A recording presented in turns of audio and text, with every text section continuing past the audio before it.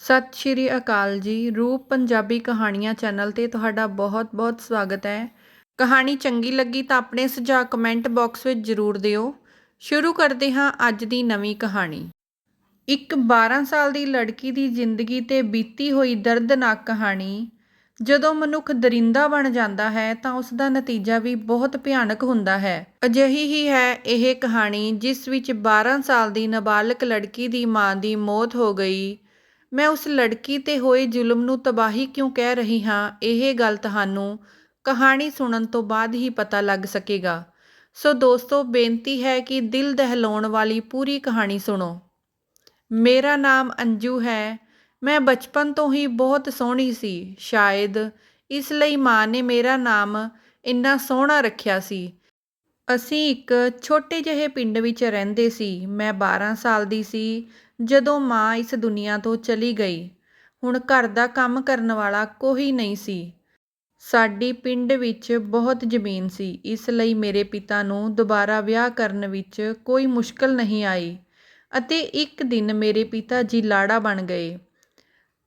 ਆਪਣੀ ਨਵੀਂ ਲਾੜੀ ਨੂੰ ਘਰ ਲੈ ਆਏ। ਮੇਰੀ ਇੱਕ ਛੋਟੀ ਭੈਣ ਵੀ ਸੀ। ਅਸੀਂ ਦੋਵੇਂ ਭੈਣਾਂ ਖੂਬ ਬਣ ਠਣ ਕੇ ਤਿਆਰ ਹੋਈਆਂ ਅਤੇ ਨਵੀਂ ਮਾਂ ਦਾ ਬਹੁਤ ਸਵਾਗਤ ਕੀਤਾ।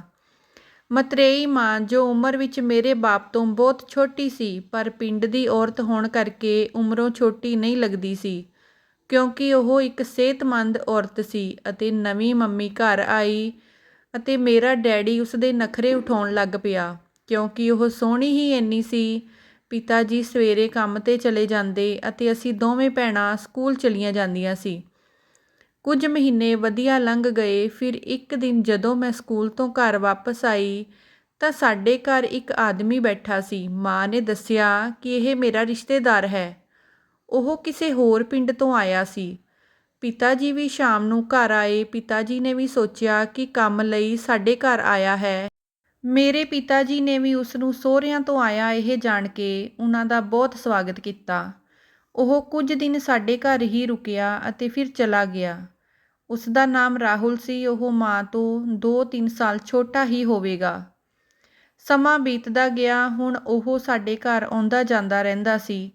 ਇੱਕ ਦਿਨ ਜਦੋਂ ਅਸੀਂ ਦੋਵੇਂ ਭੈਣਾਂ ਸਕੂਲ ਤੋਂ ਵਾਪਸ ਆਈਆਂ ਤਾਂ ਕਮਰੇ ਦਾ ਦਰਵਾਜ਼ਾ ਬੰਦ ਸੀ ਤੇ ਮਾਂ ਵੀ ਨਜ਼ਰ ਨਹੀਂ ਆ ਰਹੀ ਸੀ। ਘਰ ਵਿੱਚ ਸਰਨਾਟਾ ਸੀ, ਕੋਈ ਆਵਾਜ਼ ਹੀ ਨਹੀਂ ਆ ਰਹੀ ਸੀ। ਮੈਂ ਦਰਵਾਜ਼ਾ ਖੋਲ੍ਹਿਆ। ਜਦੋਂ ਮੈਂ ਹਲਕੀ ਜਿਹੀ ਵਿਰਲ ਦੇ ਵਿੱਚੋਂ ਅੰਦਰ ਝਾਕਿਆ ਤਾਂ ਉਹ ਮਾਂ ਦਾ ਰਿਸ਼ਤੇਦਾਰ, ਉਸ ਦਾ ਨਾਮ ਰਾਹੁਲ ਸੀ, ਮਾਂ ਦੀ ਗੋਦੀ ਵਿੱਚ ਸਿਰ ਰੱਖ ਕੇ ਲੇਟਿਆ ਹੋਇਆ ਸੀ। ਮੈਨੂੰ ਇਹ ਦੇਖ ਕੇ ਬਹੁਤ ਗੁੱਸਾ ਆਇਆ ਤੇ ਮਾਂ ਵੀ ਪਿਆਰ ਨਾਲ ਉਸਦੇ ਵਾਲਾਂ ਵਿੱਚ ਹੱਥ ਫੇਰ ਰਹੀ ਸੀ। ਇਹ ਦੇਖ ਕੇ ਮੈਨੂੰ ਗੁੱਸਾ ਆਇਆ ਕਿਉਂਕਿ ਉਹ ਮੇਰੇ ਪਿਤਾ ਜੀ ਨੂੰ ਧੋਖਾ ਦੇ ਰਹੀ ਸੀ। ਮੇਰੀ ਭੈਣ ਮੇਰੇ ਤੋਂ 1 ਸਾਲ ਛੋਟੀ ਸੀ। ਜਦੋਂ ਮੈਂ ਇਹ ਗੱਲ ਆਪਣੀ ਭੈਣ ਨੂੰ ਦੱਸੀ ਤਾਂ ਉਹ ਕਹਿਣ ਲੱਗੀ, ਅੰਜੂ ਦੇਖੋ, ਅਜਿਹੇ ਮਾਮਲਿਆਂ ਵਿੱਚ ਸਾਰਾ ਪਰਿਵਾਰ ਤਬਾਹ ਹੋ ਜਾਂਦਾ ਹੈ। ਅਜਿਹਾ ਨਾ ਹੋਵੇ ਕਿ ਪਿਤਾ ਜੀ ਮੁਸੀਬਤ ਵਿੱਚ ਪੈ ਜਾਣ। ਚੁੱਪਚਾਪ ਰਹਿਣਾ ਹੀ ਬਿਹਤਰ ਹੈ। ਮੈਂ ਵੀ ਇਸ ਵਿੱਚ ਹੀ ਭਲਾ ਸਮਝਿਆ ਤੇ ਕਿਸੇ ਨਾਲ ਇਸ ਗੱਲ ਦਾ ਜ਼ਿਕਰ ਨਾ ਕੀਤਾ। ਸਮਾਂ ਬੀਤਦਾ ਰਿਹਾ। ਅਸੀਂ ਖੁੱਲ੍ਹੀਆਂ ਅੱਖਾਂ ਨਾਲ ਸਾਰਾ ਖੇਡ ਵੇਖਦੀਆਂ ਰਹੀਆਂ। ਮੈਨੂੰ ਪਤਾ ਸੀ ਕਿ ਸਾਡੀ ਇਹ ਚੁੱਪ ਇੱਕ ਦਿਨ ਤੂਫਾਨ ਬਣ ਜਾਏਗੀ। ਖੈਰ, ਸਮਾਂ ਬੀਤਦਾ ਰਿਹਾ। ਫਿਰ ਇੱਕ ਦਿਨ ਸਵੇਰੇ ਮਤਰੇਈ ਮਾਂ ਬਹੁਤ ਉੱਚੀ-ਉੱਚੀ ਰੋ ਰਹੀ ਸੀ। ਜਦੋਂ ਮੇਰੀ ਅੱਖ ਖੁੱਲ੍ਹੀ ਤਾਂ ਮੈਂ ਕਮਰੇ ਵਿੱਚ ਚਲੀ ਗਈ। ਮੈਂ ਜਾ ਕੇ ਦੇਖਿਆ ਤਾਂ ਮਾਂ ਉੱਚੀ-ਉੱਚੀ ਕਹਿ ਰਹੀ ਸੀ ਕਿ ਮੈਂ ਕੀ ਕਰਾਂ, ਉਹ ਮੈਨੂੰ ਜਵਾਨੀ ਵਿੱਚ ਛੱਡ ਕੇ ਚਲਾ ਗਿਆ। ਮੈਂ ਹੈਰਾਨ ਰਹਿ ਗਈ ਕਿਉਂਕਿ ਪਿਤਾ ਜੀ ਸਾਨੂੰ ਛੱਡ ਕੇ ਚਲੇ ਗਏ ਸਨ। ਜਦੋਂ ਮੈਂ ਨੇੜਿਓਂ ਦੇਖਿਆ ਤਾਂ ਪਿਤਾ ਦੀਆਂ ਅੱਖਾਂ ਪੱਥਰ ਹੋ ਗਈਆਂ ਸਨ ਅਤੇ ਮੂੰਹ ਵਿੱਚੋਂ ਝੱਗ ਨਿਕਲ ਰਿਹਾ ਸੀ। ਮੈਂ ਸਮਝ ਗਈ ਸੀ ਕਿ ਇਹ ਸਭ ਇਸ ਮਨਹੂਸ ਔਰਤ ਨੇ ਕੀਤਾ ਹੈ। ਉਸਨੇ ਜਲਦੀ ਤੋਂ ਜਲਦੀ ਆਪਣੇ ਰਿਸ਼ਤੇਦਾਰਾਂ ਨੂੰ ਫੋਨ ਕੀਤਾ ਤਾਂ ਰਾਹੁਲ ਵੀ ਇਸ ਵਿੱਚ ਸ਼ਾਮਲ ਸੀ। ਫਿਰ ਪਿਤਾ ਜੀ ਦਾ ਅੰਤਿਮ ਸੰਸਕਾਰ ਕਰ ਦਿੱਤਾ ਗਿਆ। ਉਸ ਤੋਂ ਬਾਅਦ ਅਸੀਂ ਕੁਝ ਦਿਨ ਆਰਾਮ ਨਾਲ ਬਿਤਾਏ, ਪਰ ਉਸ ਤੋਂ ਬਾਅਦ ਉਹ ਪੂਰੀ ਤਰ੍ਹਾਂ ਬਦਲ ਗਈ। ਬਾਅਦ ਵਿੱਚ ਮਾਮਲਾ ਸਾਨੂੰ ਝਿੜਕਣ ਤੱਕ ਵੱਧ ਗਿਆ ਅਤੇ ਫਿਰ ਸਾਨੂੰ ਸਕੂਲ ਨਹੀਂ ਜਾਣ ਦਿੱਤਾ ਗਿਆ। ਉਸਨੇ ਸਾਨੂੰ ਸਕੂਲ ਜਾਣ ਤੋਂ ਵੀ ਰੋਕ ਦਿੱਤਾ ਅਤੇ ਮਤਰੇਈ ਮਾਂ ਸਾਨੂੰ ਸਾਰਾ ਦਿਨ ਘਰ ਦੇ ਕੰਮ ਕਰਨ ਲਈ ਮਜਬੂਰ ਕਰਦੀ ਸੀ ਅਤੇ ਜਦੋਂ ਅਸੀਂ ਘਰ ਦੇ ਸਾਰੇ ਕੰਮ ਖਤਮ ਕਰ ਲੈਂਦੇ ਸੀ ਤਾਂ ਉਹ ਕਹਿੰਦੀ ਕਿ ਇੱਕ ਮੇਰੇ ਪੈਰ ਦਬਾਓ ਤੇ ਇੱਕ ਮੇਰਾ ਸਿਰ ਦੀ ਮਾਲਿਸ਼ ਕਰੋ। ਸਮਾਂ ਬੀਤਦਾ ਗਿਆ। ਰਾਹੁਲ ਨੇ ਹੌਲੀ-ਹੌਲੀ ਮੇਰੇ ਬਾਪੂ ਦੀ ਸਾਰੀ ਜ਼ਮੀਨ ਆਪਣੇ ਕਬਜ਼ੇ ਵਿੱਚ ਲੈ ਲਈ। ਹੁਣ ਉਹ ਸਾਡੇ ਘਰ ਹੀ ਰਹਿੰਦਾ ਸੀ। ਇੱਕ ਦਿਨ ਜਦੋਂ ਉਸਨੇ ਮੇਰੀ ਛੋਟੀ ਭੈਣ ਨੂੰ ਆਪਣੇ ਪੈਰ ਦਬਾਉਣ ਲਈ ਕਿਹਾ ਤਾਂ ਮੈਂ ਉਸਨੂੰ ਕਿਹਾ ਕਿ ਮੇਰੀ ਭੈਣ ਤੇਰੇ ਪੈਰ ਨਹੀਂ ਦਬਾਏਗੀ, ਇੱਥੋਂ ਦਫਾ ਹੋ ਜਾਓ। ਇੰਨਾ ਸੁਣਦੇ ਹੀ ਮਾਂ ਨੇ ਉੱਠ ਕੇ ਮੇਰੇ ਬਹੁਤ ਜ਼ੋਰ ਨਾਲ ਥੱਪੜ ਮਾਰਿਆ। ਮੇਰੇ ਹੱਥ ਵਿੱਚ ਤੇਲ ਦੀ ਬੋਤਲ ਸੀ, ਜਿਸ ਕਾਰਨ ਸਾਰਾ ਤੇਲ ਮਾਂ 'ਤੇ ਡੁੱਲ ਗਿਆ। ਮਾਂ ਨੇ ਮੈਨੂੰ ਵਾਲਾਂ ਤੋਂ ਫੜ ਲਿਆ। ਖੈਰ, ਉਸ ਸਮੇਂ ਮੈਨੂੰ ਰਾਹੁਲ ਨੇ ਹੀ ਬਚਾਇਆ ਸੀ ਅਤੇ ਉਸ ਦਿਨ ਉਸਨੇ ਮੈਨੂੰ ਕਮਰੇ ਵਿੱਚ ਭੇਜ ਦਿੱਤਾ ਸੀ। ਮੈਂ ਫੈਸਲਾ ਕੀਤਾ ਕਿ ਹੁਣ ਅਸੀਂ ਇਸ ਘਰ ਵਿੱਚ ਨਹੀਂ ਰਹਾਂਗੇ। ਅਸੀਂ ਦੋਵੇਂ ਭੈਣਾਂ ਨੇ ਸਾਰੀ ਰਾਤ ਜਾਗ ਕੇ ਬਿਤਾਈ। ਸਵੇਰੇ 6 ਵਜੇ ਅਸੀਂ ਕੱਪੜੇ ਇੱਕ ਗਠੜੀ ਵਿੱਚ ਬੰਨ੍ਹ ਕੇ ਘਰੋਂ ਨਿਕਲ ਪਈਆਂ। ਬਾਹਰ ਖੜ੍ਹ ਕੇ ਮੈਂ ਆਪਣੇ ਘਰ ਨੂੰ ਆਖਰੀ ਵਾਰ ਪਿਆਰ ਨਾਲ ਦੇਖਿਆ ਤੇ ਭੈਣ ਦਾ ਹੱਥ ਫੜ ਕੇ ਮੈਂ ਕਾਹਲੀ ਨਾਲ ਬੱਸ ਸਟੈਂਡ ਵੱਲ ਤੁਰ ਪਈ। ਮੈਨੂੰ ਪਤਾ ਸੀ ਕਿ ਹਰ ਰੋਜ਼ ਸਵੇਰੇ 7 ਵਜੇ ਬੱਸ ਪਿੰਡ ਤੋਂ ਸ਼ਹਿਰ ਨੂੰ ਜਾਂਦੀ ਹੈ। ਅਸੀਂ ਦੋਵੇਂ ਸੁਬਾਹ 7 ਵਜੇ ਬੱਸ ਸਟੈਂਡ ਪਹੁੰਚ ਗਏ। ਜਦੋਂ 7 ਵਜੇ ਦੀ ਬੱਸ ਆਈ ਤਾਂ ਅਸੀਂ ਬੱਸ ਵਿੱਚ ਬੈਠ ਗਏ। ਬੱਸ ਵਿੱਚ ਪਿਤਾ ਜੀ ਦਾ ਇੱਕ ਦੋਸਤ ਮਿਲਿਆ। ਉਸੀ ਸ਼ਹਿਰ ਵਿੱਚ ਰਹਿੰਦਾ ਸੀ ਜੋ ਪਿਤਾ ਤੋਂ ਕਣਕ ਖਰੀਦਦਾ ਹੁੰਦਾ ਸੀ, ਪਰ ਪਿਤਾ ਜੀ ਦੇ ਜਾਣ ਤੋਂ ਬਾਅਦ ਉਸਨੇ ਪਿੰਡ ਆਉਣਾ ਹੀ ਬੰਦ ਕਰ ਦਿੱਤਾ ਸੀ। ਮੈਨੂੰ ਉਸਦਾ ਐਡਰੈਸ ਪਤਾ ਸੀ ਕਿਉਂਕਿ ਮੈਂ ਪਿਤਾ ਜੀ ਨਾਲ ਕਈ ਵਾਰ ਸ਼ਹਿਰ ਆ ਚੁੱਕੀ ਸੀ। ਅਸੀਂ ਦੋਵੇਂ ਚਾਚੇ ਦੇ ਘਰ ਪਹੁੰਚ ਗਈਆਂ ਸੀ। ਚਾਚੇ ਨੇ ਸਾਨੂੰ ਬਹੁਤ ਪਿਆਰ ਦਿੱਤਾ। ਅਸੀਂ ਸਭ ਕੁਝ ਦੱਸ ਦਿੱਤਾ। ਚਾਚਾ ਬੋਲਿਆ, ਜੇ ਤੁਹਾਡਾ ਬਾਪੂ ਹੁੰਦਾ ਤਾਂ ਤੁਹਾਡੀ ਇਹ ਹਾਲਤ ਨਾ ਹੁੰਦੀ। ਛੱਡੋ, ਫਿਕਰ ਨਾ ਕਰੋ, ਮੈਂ ਜਿੰਦਾ ਹਾਂ। ਹੁਣ ਤੁਸੀਂ ਮੈਨੂੰ ਆਪਣੇ ਬਾਪ ਦੀ ਜਗ੍ਹਾ ਹੀ ਸਮਝੋ। ਤੁਸੀਂ ਜਿੰਨਾ ਚਿਰ ਚਾਹੋ ਇੱਥੇ ਰਹਿ ਸਕਦੇ ਹੋ। ਅਸੀਂ ਕਿਹਾ, ਠੀਕ ਹੈ ਚਾਚਾ ਜੀ, ਪਰ ਸਾਡੇ 'ਤੇ ਇੱਕ ਅਹਿਸਾਨ ਕਰੋ। ਅਸੀਂ ਤੁਹਾਡੇ 'ਤੇ ਬੋਝ ਨਹੀਂ ਬਣਨਾ ਚਾਹੁੰਦੇ। ਅਸੀਂ ਕੁਝ ਕੰਮ ਕਰਨਾ ਚਾਹੁੰਦੇ ਹਾਂ। ਸਾਨੂੰ ਕੰਮ 'ਤੇ ਲਗਵਾ ਦਿਓ। ਅਸੀਂ ਕੁਝ ਦਿਨ ਚਾਚੇ ਦੇ ਘਰ ਰਹੇ। ਫਿਰ ਉਸਨੇ ਸਾਨੂੰ ਇੱਕ ਕੋਠੀ ਵਿੱਚ ਕੰਮ ਲਗਵਾ ਦਿੱਤਾ। ਕੋਠੀ ਬਹੁਤ ਵੱਡੀ ਸੀ। ਉਹਨਾਂ ਨੇ ਸਾਨੂੰ ਕੋਠੀ ਵਿੱਚ ਰਹਿਣ ਲਈ ਇੱਕ ਛੋਟਾ ਜਿਹਾ ਸਟੋਰ ਦਿੱਤਾ। ਕੋਠੀ ਵਿੱਚ ਇੱਕ ਮਾਲਕਣ ਤੇ ਇੱਕ ਸਾਹਬ ਰਹਿੰਦੇ ਸਨ। ਉਹਨਾਂ ਦੀ ਇੱਕ ਧੀ ਸੀ ਜੋ ਮੇਰੇ ਤੋਂ ਛੋਟੀ ਸੀ ਅਤੇ ਇੱਕ ਪੁੱਤ ਜੋ ਸਿਰਫ 2 ਸਾਲ ਦਾ ਸੀ। ਕੁਝ ਦਿਨਾਂ ਵਿੱਚ ਮੈਂ ਘਰ ਦਾ ਸਾਰਾ ਕੰਮ ਸੰਭਾਲ ਲਿਆ। ਮਾਲਕ ਵੀ ਮੇਰੇ ਨਾਲ ਬਹੁਤ ਖੁਸ਼ ਸੀ।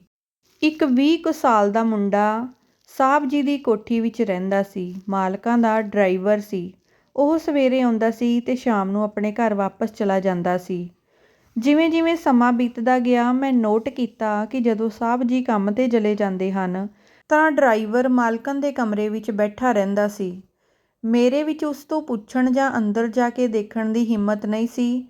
ਇਹ ਡਰਾਈਵਰ ਇੰਨੀ ਦੇਰ ਕਮਰੇ ਵਿੱਚ ਬੈਠਾ ਕੀ ਕਰਦਾ ਹੈ? ਇਹ ਗੱਲ ਜਦੋਂ ਮੈਂ ਆਪਣੀ ਛੋਟੀ ਭੈਣ ਨੂੰ ਦੱਸੀ ਤਾਂ ਉਸਨੇ ਕਿਹਾ, ਚੁੱਪ ਕਰ ਜਾ, ਬਸ ਇੱਕੋ ਹੀ ਤਾਂ ਸਹਾਰਾ ਹੈ। ਜੇ ਇੱਥੋਂ ਵੀ ਚਲੇ ਗਏ ਤਾਂ ਫਿਰ ਸਾਨੂੰ ਕਿਤੇ ਹੋਰ ਧੱਕੇ ਖਾਣੇ ਪੈਣਗੇ। ਮੈਂ ਇੱਕ ਵਾਰ ਫਿਰ ਸੋਚ ਚੁੱਪ ਕਰ ਗਈ। ਫਿਰ ਇੱਕ ਦਿਨ ਸ਼ਾਮ ਨੂੰ ਮਾਲਕਣ ਕਹਿਣ ਲੱਗੀ ਕਿ ਜਾਓ, ਅਨਮੋਲ ਨੂੰ ਪਾਰਕ ਵਿੱਚ ਲੈ ਜਾਓ, ਉਸ ਨੂੰ ਝੂਲੇ 'ਤੇ ਝੂਲੇ ਦਿਓ। ਮੈਂ ਉਸ ਨੂੰ ਪਾਰਕ ਵਿੱਚ ਲੈ ਗਈ। ਪਤਾ ਨਹੀਂ ਕੀ ਗੱਲ ਸੀ, ਉਸ ਦਿਨ ਅਨਮੋਲ ਚੁੱਪ ਹੀ ਨਾ ਹੋ ਸਕਿਆ। ਕਾਫੀ ਦੇਰ ਕੋਸ਼ਿਸ਼ ਕਰਦੀ ਰਹੀ ਪਰ ਉਹ ਚੁੱਪ ਨਾ ਹੋਇਆ ਤਾਂ ਉਸ ਨੂੰ ਘਰ ਵਾਪਸ ਲੈ ਆਈ। ਇੱਥੇ ਆ ਕੇ ਇੱਧਰ-ਉੱਧਰ ਦੇਖਿਆ, ਕੋਈ ਨਜ਼ਰ ਹੀ ਨਹੀਂ ਆਇਆ। ਮੈਂ ਸੋਚਿਆ ਛੱਤ 'ਤੇ ਹੀ ਹੋਣਗੇ। ਮੈਂ ਅਨਮੋਲ ਨੂੰ ਆਪਣੀ ਛੋਟੀ ਭੈਣ ਨੂੰ ਫੜਾਇਆ ਤੇ ਛੱਤ 'ਤੇ ਚਲੀ ਗਈ। ਮੈਂ ਮਾਲਕਣ ਨੂੰ ਦੱਸਦੀ ਹਾਂ ਕਿ ਅਨਮੋਲ ਚੁੱਪ ਨਹੀਂ ਕਰ ਰਿਹਾ, ਪਰ ਜਦੋਂ ਮੈਂ ਉੱਪਰ ਗਈ ਤਾਂ ਕਮਰੇ ਦਾ ਦਰਵਾਜ਼ਾ ਬੰਦ ਸੀ। ਮੈਂ ਚੁੱਪਚਾਪ ਦਰਵਾਜ਼ੇ ਦੇ ਕੋਲ ਖੜ ਕੇ ਆਵਾਜ਼ ਸੁਣੀ ਤਾਂ ਅੰਦਰੋਂ ਉਹਨਾਂ ਦੋਨਾਂ ਦੀਆਂ ਆਵਾਜ਼ਾਂ ਆ ਰਹੀਆਂ ਸੀ। ਮੈਂ ਡਰ ਗਈ ਕਿ ਮੈਂ ਸੋਚ ਵੀ ਨਹੀਂ ਸਕਦੀ ਸੀ ਕਿ ਇੰਨੀ ਪੜ੍ਹੀ ਲਿਖੀ ਤੇ ਸੂਝਵਾਨ ਔਰਤ ਅਜਿਹੀਆਂ ਹਰਕਤਾਂ ਕਰ ਸਕਦੀ ਹੈ। ਉਸੇ ਸਮੇਂ ਮਾਲਕਣ ਨੇ ਮੇਰੀ ਆਵਾਜ਼ ਮਹਿਸੂਸ ਕੀਤੀ ਅਤੇ ਦਰਵਾਜ਼ੇ ਦੇ ਹੇਠਾਂ ਤੋਂ ਮੇਰੇ ਪੈਰ ਵੇਖੇ। ਉਹ ਬਿਜਲੀ ਦੇ ਝਟਕੇ ਵਾਂਗ ਉੱਠੀ ਤੇ ਛਾਲ ਮਾਰ ਕੇ ਦਰਵਾਜ਼ਾ ਖੋਲ੍ਹਿਆ। ਮੈਨੂੰ ਸਮਝ ਨਹੀਂ ਆ ਰਹੀ ਸੀ ਕਿ ਮੈਂ ਹੁਣ ਕੀ ਕਰਾਂ ਤੇ ਕੀ ਨਾ ਕਰਾਂ। ਇੰਨੇ ਵਿੱਚ ਉਸਨੇ ਮੈਨੂੰ ਅੰਦਰ ਖਿੱਚ ਕੇ ਦਰਵਾਜ਼ਾ ਬੰਦ ਕਰ ਲਿਆ। ਫਿਰ ਉਸਨੇ ਮੇਰੇ ਮੂੰਹ 'ਤੇ ਜ਼ੋਰਦਾਰ ਥੱਪੜ ਮਾਰਿਆ ਤੇ ਕਹਿਣ ਲੱਗੀ ਕਿ ਮੈਂ ਤਾਂ ਤੈਨੂੰ ਕਿਹਾ ਸੀ ਕਿ ਅਨਮੋਲ ਨੂੰ ਬਾਹਰ ਪਾਰਕ ਵਿੱਚ ਲੈ ਜਾਓ। ਮੈਂ ਕਿਹਾ, ਮਾਲਕਣ ਜੀ, ਪਰ ਉਸਨੇ ਮੇਰੀ ਇੱਕ ਨਾ ਸੁਣੀ। ਤੁਰੰਤ ਮੈਨੂੰ ਵਾਲਾਂ ਤੋਂ ਫੜ ਕੇ ਜ਼ਮੀਨ 'ਤੇ ਸੁੱਟ ਦਿੱਤਾ ਅਤੇ ਮੇਰੇ ਪੇਟ 'ਤੇ ਇੱਕ ਜ਼ੋਰਦਾਰ ਲੱਤ ਮਾਰੀ। ਮੈਂ ਆਪਣੇ ਹੱਥ ਜੋੜ ਕੇ ਕਿਹਾ, ਮਾਲਕਣ, ਮੈਂ ਕੁਝ ਨਹੀਂ ਦੇਖਿਆ। ਉਸਨੇ ਕਿਹਾ, ਮੈਂ ਤੈਨੂੰ ਦੱਸਦੀ ਹਾਂ ਤੂੰ ਕੀ ਸੁਣਿਆ ਤੇ ਕੀ ਦੇਖਿਆ। ਅਤੇ ਫਿਰ ਉਸਨੇ ਡਰਾਈਵਰ ਨੂੰ ਇਸ਼ਾਰਾ ਕੀਤਾ। ਉਸਨੇ ਮੈਨੂੰ ਫੜ ਲਿਆ। ਫਿਰ ਉਹ ਔਰਤ ਸੋਫੇ 'ਤੇ ਬੈਠੀ ਜਿਵੇਂ ਤਮਾਸ਼ਾ ਦੇਖ ਰਹੀ ਸੀ ਤੇ ਉਸ ਡਰਾਈਵਰ ਨੇ 1 ਮਿੰਟ ਵਿੱਚ ਮੇਰੀ ਇੱਜ਼ਤ ਮਿੱਟੀ ਕਰ ਦਿੱਤੀ। ਕੁਝ ਦੇਰ ਬਾਅਦ ਉਹ ਦੋਵੇਂ ਮੈਨੂੰ ਕਮਰੇ ਵਿੱਚ ਛੱਡ ਕੇ ਹੇਠਾਂ ਚਲੇ ਗਏ। ਮੇਰੇ ਕੋਲ ਆਪਣੀ ਬਰਬਾਦੀ ਦੇ ਹੰਝੂ ਰੋਣ ਤੋਂ ਇਲਾਵਾ ਹੋਰ ਕੁਝ ਨਹੀਂ ਸੀ। ਸਾਹਬ ਸ਼ਾਮ ਨੂੰ ਘਰ ਆਉਂਦੇ ਹੀ ਮੇਰੀ ਕੁੱਟਮਾਰ ਕਰਨ ਲੱਗੇ ਤੇ ਕਹਿਣ ਲੱਗੇ ਕਿ ਤੁਸੀਂ ਮਾਲਕਣ ਦੇ ਪਰਸ ਵਿੱਚੋਂ ਪੈਸੇ ਚੋਰੀ ਕਰ ਲਏ ਹਨ। ਮੈਂ ਕਿਹਾ, ਨਹੀਂ ਸਾਹਬ ਜੀ। ਇੰਨੇ ਨੂੰ ਮਾਲਕਣ ਉੱਠੀ ਤੇ ਮੇਰੇ ਮੂੰਹ 'ਤੇ ਥੱਪੜ ਮਾਰਿਆ ਤੇ ਕਿਹਾ ਕਿ ਮੈਂ ਆਪ ਤੁਹਾਨੂੰ ਅਲਮਾਰੀ ਵਿੱਚੋਂ ਪੈਸੇ ਚੋਰੀ ਕਰਦਿਆਂ ਦੇਖਿਆ ਹੈ। ਉਸਨੇ ਡਰਾਈਵਰ ਨੂੰ ਬੁਲਾਇਆ ਅਤੇ ਕਿਹਾ, ਜੇ ਤੁਸੀਂ ਚਾਹੁੰਦੇ ਹੋ ਤਾਂ ਉਸਨੂੰ ਪੁੱਛ ਲਵੋ। ਡਰਾਈਵਰ ਕਹਿਣ ਲੱਗਾ, ਜਨਾਬ, ਮੈਂ ਆਪ ਉਹਨਾਂ ਨੂੰ ਕਮਰੇ ਵਿੱਚ ਜਾਂਦੇ ਦੇਖਿਆ। ਤਾਂ ਮਾਲਕਣ ਨੇ ਕਿਹਾ, ਹੁਣੇ ਇਹਨਾਂ ਨੂੰ ਘਰੋਂ ਬਾਹਰ ਕੱਢੋ। ਅਤੇ ਇਸ ਸਮੇਂ ਸਾਹਬ ਜੀ ਇੱਕ ਚੰਗੇ ਆਦਮੀ ਸਨ। ਉਹ ਕਹਿਣ ਲੱਗੇ, ਅੱਛਾ ਛੱਡੋ, ਮਾਫ਼ ਕਰ ਦਿਓ। ਉਹ ਛੋਟੀ ਜਿਹੀ ਮਾਸੂਮ ਕੁੜੀ ਹੈ। ਕਿੱਥੇ ਜਾਏਗੀ? ਇੱਥੇ ਕੋਈ ਨਹੀਂ ਹੈ ਇਹਨਾਂ ਦਾ। ਸਾਹਬ ਜੀ ਮੈਨੂੰ ਆਪਣੇ ਕੋਲ ਬੁਲਾਇਆ ਤੇ ਕਿਹਾ, ਅੱਜ ਤੋਂ ਬਾਅਦ ਕਦੇ ਚੋਰੀ ਨਹੀਂ ਕਰੀ। ਜੋ ਵੀ ਚੀਜ਼ ਚਾਹੀਦੀ ਹੈ ਮੈਨੂੰ ਦੱਸ ਦੇਣਾ। ਮੈਂ ਚੁੱਪਚਾਪ ਨਜ਼ਰਾਂ ਝੁਕਾਈ ਖੜੀ ਸੀ। ਇੱਕ ਗਰੀਬ ਬੇਸਹਾਰਾ ਕੁੜੀ ਇਸ ਤੋਂ ਵੱਧ ਹੋਰ ਕੀ ਕਰ ਸਕਦੀ ਸੀ।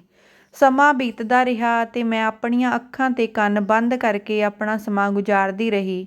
2 ਸਾਲ ਇੱਥੇ ਬੀਤ ਗਏ। ਇੱਕ ਦਿਨ ਮਾਲਕਣ ਨੇ ਸਾਹਬ ਜੀ ਨੇ ਕਿਸੇ ਕੰਮ ਲਈ ਬਾਹਰ ਜਾਣਾ ਸੀ। ਉਹ ਜਦੋਂ ਵੀ ਬਾਹਰ ਜਾਂਦੇ ਡਰਾਈਵਰ ਨੂੰ ਛੁੱਟੀ ਦੇ ਦਿੰਦੇ। ਉਸ ਦਿਨ ਵੀ ਉਸਨੇ ਡਰਾਈਵਰ ਨੂੰ ਕਿਹਾ ਕਿ ਅਸੀਂ ਕੁਝ ਸਮੇਂ ਲਈ ਬਾਹਰ ਜਾ ਰਹੇ ਹਾਂ।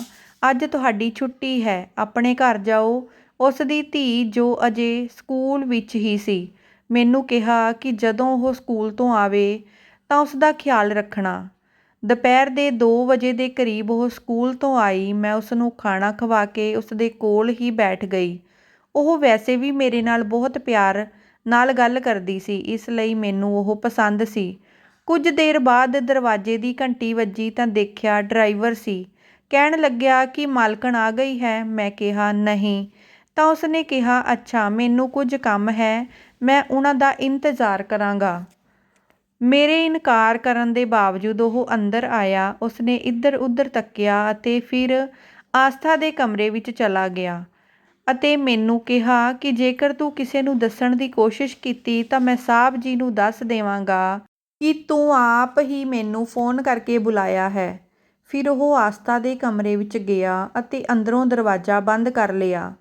ਆਸਥਾ ਇੱਕ ਮਾਸੂਮ ਤੇ ਭੋਲੀ ਲੜਕੀ ਸੀ। ਉਸਨੇ ਅੰਦਰੋਂ ਰੌਲਾ ਪਾਉਣਾ ਸ਼ੁਰੂ ਕਰ ਦਿੱਤਾ। ਮੈਂ ਸਮਝ ਗਈ ਕਿ ਮੇਰੀ ਤਬਾਹੀ ਦਾ ਉਹ ਦ੍ਰਿਸ਼ ਜੋ ਮਾਲਕਣ ਨੇ ਮੇਰੇ ਸਾਹਮਣੇ ਬੈਠ ਕੇ ਦੇਖਿਆ, ਅੱਜ ਉਹੀ ਸਭ ਕੁਝ ਉਸਦੀ ਬੇਟੀ ਨਾਲ ਹੋਣ ਵਾਲਾ ਹੈ।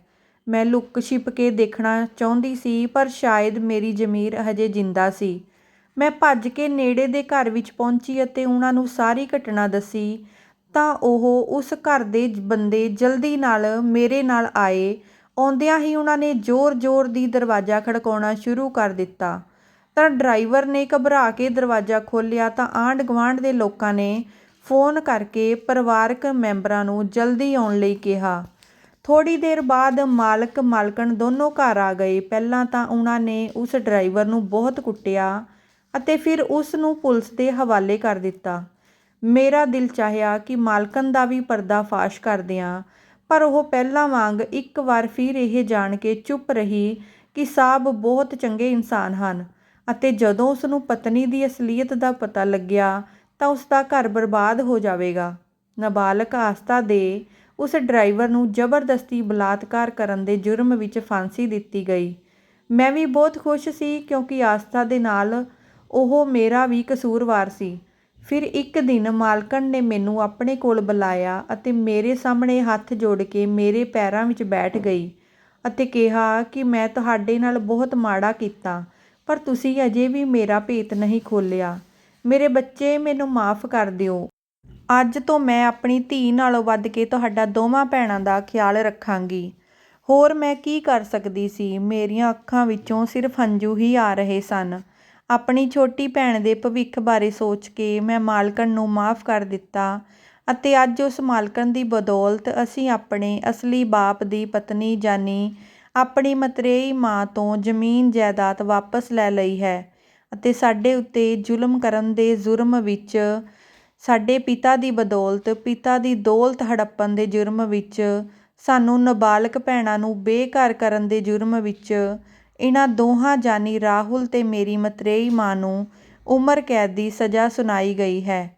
ਦੋਸਤੋ, ਤੁਹਾਡਾ ਕੀ ਕਹਿਣਾ ਹੈ ਇੱਕ ਮਾਸੂਮ ਦੀ ਜ਼ਿੰਦਗੀ 'ਤੇ ਵਾਪਰੀ ਇਸ ਸੱਚੀ ਘਟਨਾ ਬਾਰੇ? ਕਮੈਂਟ ਕਰਕੇ ਜ਼ਰੂਰ ਦੱਸਣਾ। ਕਹਾਣੀ ਸੁਣਨ ਲਈ ਤੁਹਾਡਾ ਬਹੁਤ ਬਹੁਤ ਧੰਨਵਾਦ।